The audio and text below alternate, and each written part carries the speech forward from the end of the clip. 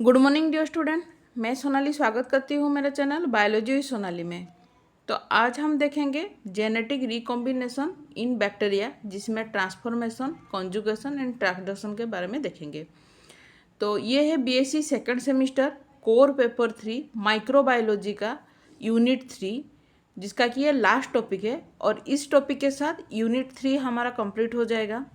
तो जो बच्चे नए आए हैं, अगर आप प्रीवियस क्लास नहीं देखे हैं, माइक्रोबायोलॉजी हो या फिर सेल बायोलॉजी है, दोनों का जो प्लेलिस्ट का लिंक मैं अपने डिस्क्रिप्शन में दे दूंगी। आप जाके प्रीवियस क्लास देख सकते हैं। इसके अलावा आप मेरे टेलीग्राम चैनल पर भी ज्वाइन हो सकते हैं, उसका भी लिंक मैं अपने डिस्क्रिप्शन में दे दूंगी। तो आज का क्लास स्टार्ट करते हैं, जेनेटिक रिकॉम्बिनेशन इन बैक्टीरिया।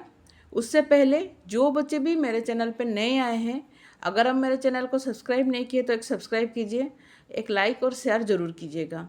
क्योंकि अगर हर क्लास में आप लाइक बिल्कुल नहीं करते, अगर आप लाइक करेंगे तो फिर इससे मुझे मोटिवेट मिलेगा और भी अच्छा अच्छा क्लास बनाने के लिए मुझे प्रोत्साहित मिलेगा। तो देखिए, जेनेटिक रिकॉम्बिनेशन इन बैक्टीरिया क्लास स्टार्ट करने से पहले हम लोग प्रीवियस टॉपिक को थोड़ा सा नज़र डालेंगे, जो कि हम लोग प्रीवियस टॉपिक में रिप्रोडक्शन इन यू बैक्टीरिया देखे थे, जिसमें कि हम लोग आसेक्सुअल रिप्रोडक्शन में देखे थे बाइनरी फिशन, उसके बाद बॉर्डिंग, फ्रैगमेंटेशन, स्पोर फॉर्मेशन। ये चारों है आसेक्सुअल रिप्रोडक्शन के बारे में।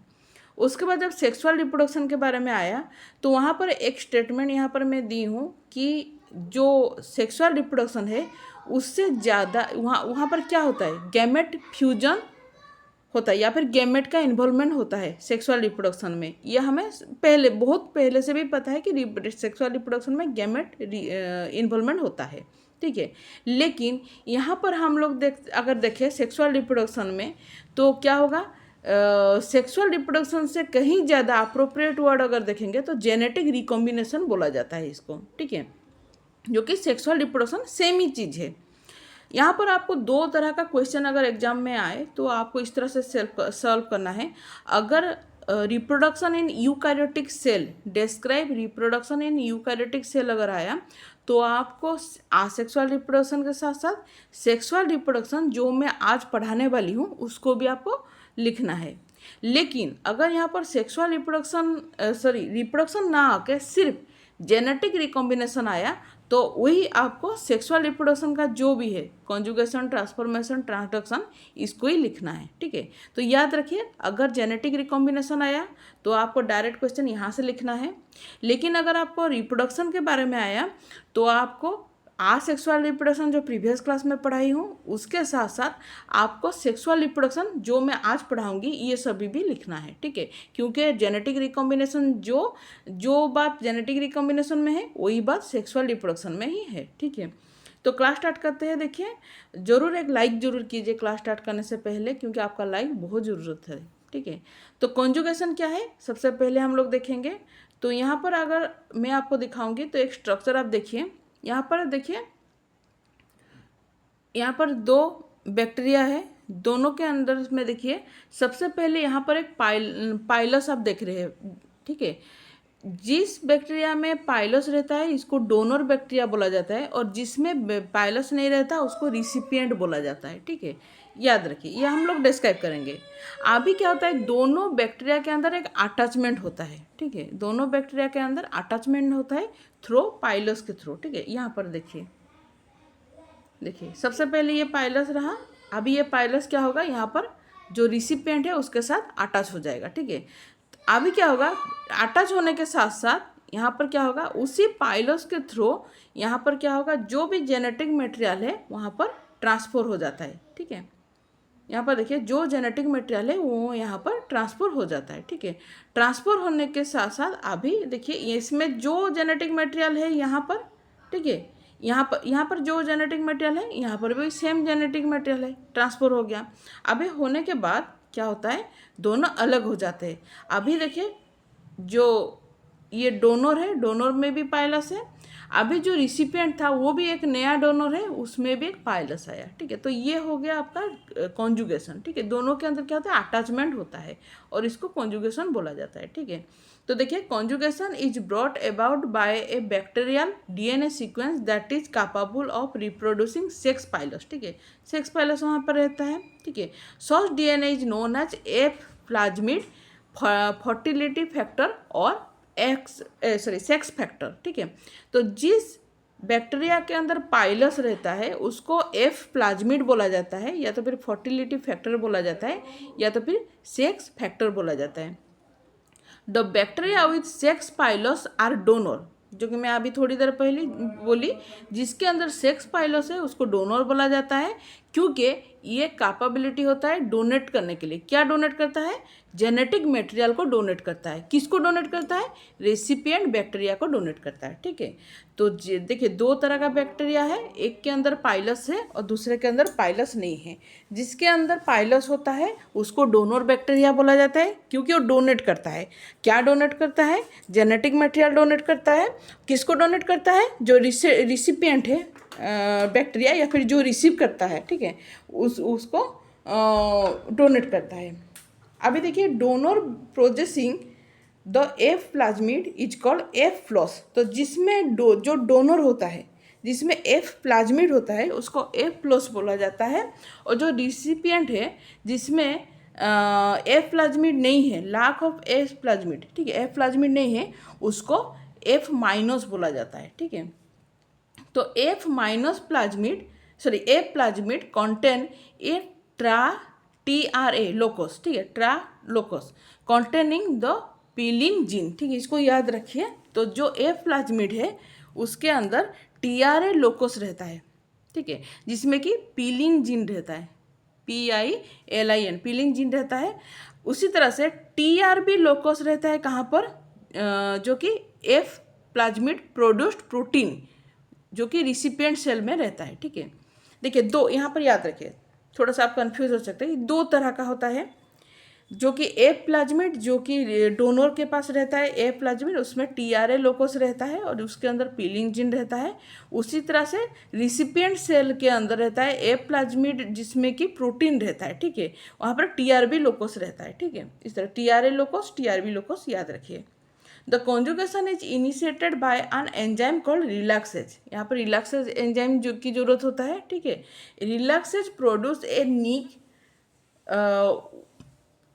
one of the strand of the unwind and separate the unbroken strand of the plasmid। तो देखिए रिलैक्सेन जो एंजाइम है उसका क्या काम है? वो यहाँ पर देखिए, यहाँ पर आप देख पा रहे हैं, यहाँ पर आप देख पा रहे हैं रिलैक्सेस या फिर रिलैक्सोजोम जो है वो क्या करता है, जो यहाँ पर दो इस तरह से कॉइलिंग होकर रहता है ना, एक को वो अनकॉइल करना शुरू कर देता है। देखिए उसको इस तरह से दो कॉइलिंग होकर है ना, एक को क्या करता है वो अनकॉइल करना शुरू कर देता है, ठीक है, अनकॉइल करके उसको रिसिपिएंट की तरफ ढकेल देता है, ठीक है। Donor and recipient cell come close and are conjugate via sex pilus.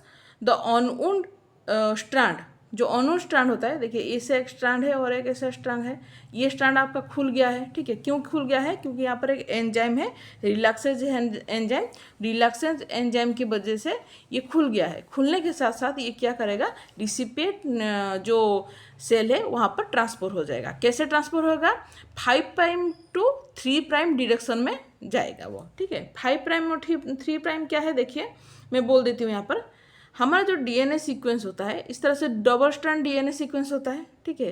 तो यहाँ पर याद रखिए यहाँ का 2 एंड होता है, एक है ये एंड जहाँ पर 5 प्राइम होता है ये एंड को, तो उसी तरह से इधर का जो एंड है उसको 3 प्राइम एंड बोला जाता है। इसके अगेंस्ट में जो दूसरा स्ट्रैंड होता है, अगर ये आपका 5 प्राइम है तो यहाँ पर आपका 3 प्राइम होगा और यहाँ पर आपका 5 प्राइम होगा। तो ये तो एक कंफर्म है कि जब 2 DNA स्ट्रैंड होते हैं तो एक में 5 प्राइम टू 3 प्राइम होता है, दूसरा में 3 प्राइम टू 5 प्राइम होता है, ठीक है। तो जब ये दोनों स्ट्रैंड से एक स्ट्रैंड जब खुल गया और रिसिपिएंट की तरफ गया, ठीक है, तो कैसे गया? जो इस तरह से 2 था ना, एक 5 प्राइम टू 3 प्राइम, यहाँ पर 5 प्राइम टू 3 प्राइम, तो ये जो 5 प्राइम टू 3 प्राइम डायरेक्शन में ये क्या हुआ, रिसिपिएंट की तरफ चला गया, ठीक है। तो इसका डायरेक्शन होगा 5 प्राइम टू 3 प्राइम, ठीक है।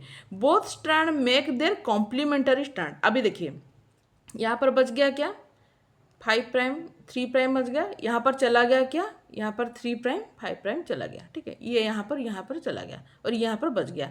अभी क्या करेंगे वो दोनों, अभी तो सिंगल स्ट्रैंड में तो नहीं रहेंगे ना, वहाँ पर उनको डबल स्ट्रैंड तो करना पड़ेगा ना। तो ये एक बैक्टीरिया है, ये एक बैक्टीरिया है, ठीक है। तो दोनों के अंदर चला गया। अभी क्या करेगा, अभी यहाँ पर अगर यहाँ पर देखिए 5' to 3' अगर सॉरी 5' और 3' डायरेक्शन वाला अगर यहाँ पर है तो ये अपना कॉम्प्लीमेंटरी स्ट्रैंड यहाँ पर बनाएगा जो कि 3' to 5' होगा।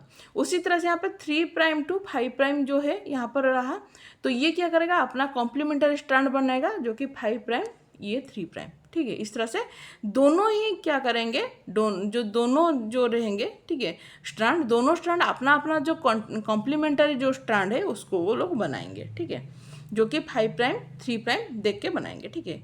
तो ये हो गया conjugation.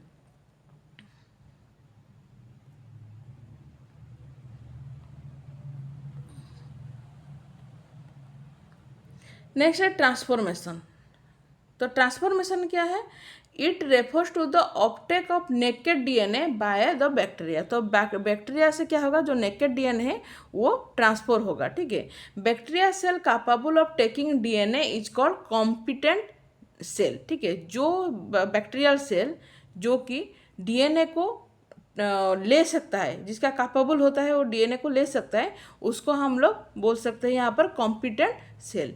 This method of reproduction is less common and occur rarely in nature. देखिए, क्योंकि देखिए यहाँ पर एक तो आपका यहाँ से लिया गया डीएनए को, वहाँ पर क्या होगा, उसके बाद जो कॉम्पिटेंट सेल है वहाँ पर बैक्टीरियल सेल है वहाँ पर ट्रांसफ़र किया जाएगा। तो ये सारा प्रोसेस क्या होता है, नेचुरली कभी भी नहीं होता, ठीक है। यहाँ पर करने के लिए इसको आर्टिफिशियल या फिर लैबोरेटरी मेथड की बहुत ज़रूरत होता है, ठीक है। However artificial transformation is possible under laboratory condition. In nature transformation, the competent cell produce protein which form a machinery to transfer the exogenous DNA across the cell membrane। तो यहाँ पर क्या हो गया, एक तो यहाँ पर क्या होगा, डीएनए आ गया, डीएनए आने के साथ साथ यहाँ पर डीएनए एंजाइम लीगेज। तो डीएनए एंजाइम लीगेज का क्या होगा, उसका काम है, देखिए मैं सबसे पहले आपको अच्छी तरह से समझा देती हूँ कि यहाँ पर एक ये तो रहा, वहाँ पर से क्या होगा, रेस्ट्रिक्शन एंजाइम है यहाँ पर। तो रेस्ट्रिक्शन एंजाइम होने के साथ जो जीन यहाँ पर ट्रांसफर होना है उसको एक कट कर दिया गया। कट करने के साथ साथ वहाँ पर जो कॉम्पिटेंट सेल में उसको दे दिया गया। देने के साथ साथ वहाँ पर क्या होगा, एक एंजाइम है जिसको कि डीएनए लिगेज एंजाइम बोला जाता है, उसको यहाँ पर वो रहा जिसका काम है कि बाइंड करना। अभी बाइंड करने के साथ साथ नया जो बैक्टीरियल सेल में नया जीन यहाँ पर फॉर्मेशन हो गया, ठीक है। तो ये है ट्रांसफॉर्मेशन, ठीक है। नेक्स्ट है ट्रांसडक्शन, ठीक है। तो the transduction process the DNA is introduced into the bacteria by the bacteriophage। तो बैक्टीरियोफेज एक तरह का यहाँ पर वायरस होता है जिसके थ्रू में डीएनए को यहाँ पर ट्रांसफ़र किया जाता है, ठीक है। It can also be done artificially in the laboratory using viral vector और जीन ट्रांसफर। तो याद रखिए यहाँ पर एक वायरस को यहाँ पर लिया जाता है। देखिए यहाँ पर वायरल डीएनए जो कि पिंक कलर में है, यहाँ पर आप देख पा रहे हैं, पिंक कलर में देख रहे हैं। उसी तरह से ब्लू कलर में जो देख रहे हैं वो बैक्टीरियल डीएनए। तो वायरल डीएनए को यहाँ पर ट्रांसडक्शन किया जाता है, दिया जाता है, और वहाँ से क्या होता है, डीएनए बैक्टीरियल डीएनए के साथ वो मिलके कुछ नया तरह का सीक्वेंसेस बनाते हैं, ठीक है। तो इसको ट्रांसडक्शन बोला जाता है। और जिस तरह से वायरस यहाँ पर यूज होता है, उस वायरस को यहाँ पर बोला जाता है बैक्टीरियोफेज वायरस बोला जाता है, ठीक है। तो ये हो गया ट्रांसडक्शन। तो इसके साथ हमारा जो भी था जेनेटिक रिकॉम्बिनेशन वो ख़त्म हो गया है। तो आपका आज से हमारा दोनों चीज़ पता चला कि एक है, जब अगर आपका जेनेटिक रिकॉम्बिनेशन पढ़ा तो आप ये लिखेंगे, लेकिन अगर आपका रिप्रोडक्शन पढ़ा तो आप आसेक्सुअल रिप्रोडक्शन के साथ साथ जेनेटिक रिकॉम्बिनेशन को आज सेक्सुअल रिप्रोडक्शन भी आप लिख सकते हैं, ठीक है। तो इसके साथ आपका यूनिट 3 ख़त्म हो गया। नेक्स्ट क्लास में हम लोग सेल बायोलॉजी के बारे में पढ़ेंगे और उसके साथ साथ यूनिट 4 जो है माइक्रोबायोलॉजी, उसको भी हम लोग देखेंगे। तब तक के लिए थैंक यू। ज़रूर एक लाइक कीजिएगा। Bye bye.